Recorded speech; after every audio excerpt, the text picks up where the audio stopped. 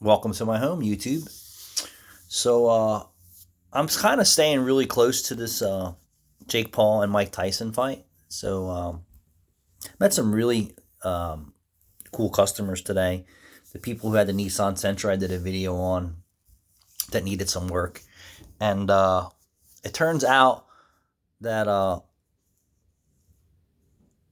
we agreed to buy the vehicle from them. So they said they were going to junk it, and I know scrap prices are for vehicles today, which is $200, $300, $400 if you're lucky. And I drove the car and like, wow, this car is great for its age and the mileage. Um, Engine's quiet, runs well, transmission, air conditioning works. It's not beat to death. The interior's decent. The exterior is weathered and aged a little bit, but still decent shape. It's not pissing fluids out of it. 4 new tires, new alternator, new belts. The front brakes need an overhaul. Belts need adjustment. Need some patchwork on the exhaust. Could use 4 struts.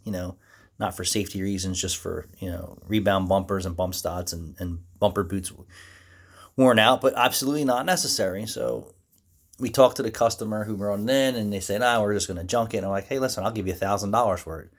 This is a great car." So then the husband and wife team show up with the title.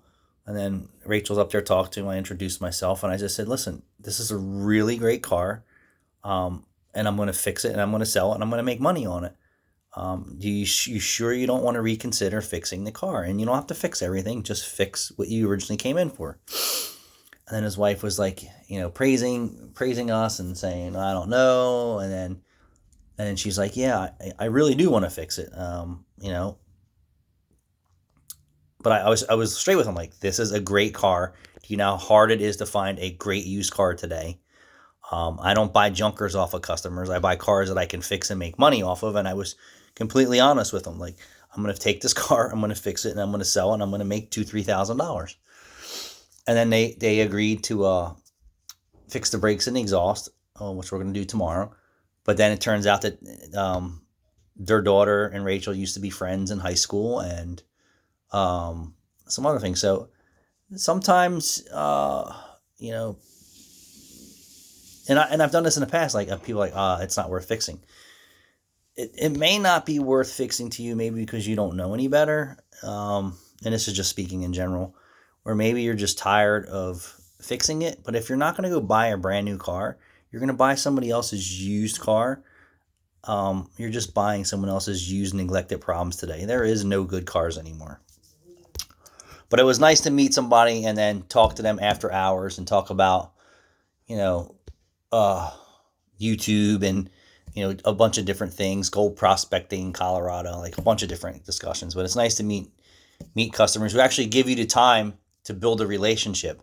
I will tell you, some people that I come across aren't interested in building any relationship. It's a hit and run situation. Hey, I just need a quick oil change. I don't care who you are. I don't care what your day is. I don't care, if your bays are full. I just want to get in and out. Yeah, right. You know, and I see that less and less of that relationship building with your customers is harder and harder.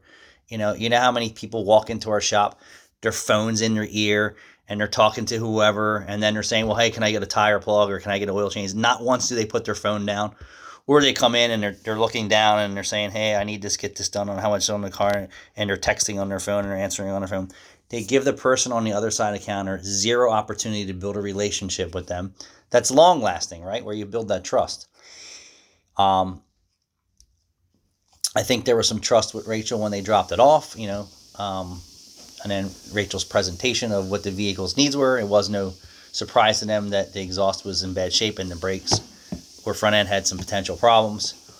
And we really didn't add much to that vehicle's work order other than adjust the belts, put some cotter pins in, some suspension parts that someone left out, and maybe 4 new struts. But my point is, I think they gave us an opportunity to exchange and build a relationship. And we're missing a lot of that. And when I first started in the business in the 90s, I think it was easier with less distractions with the consumers. Now they got headphones on, earbuds in, cell phone glued to their face. That's not everybody, but it was nice to see that. Thanks for watching.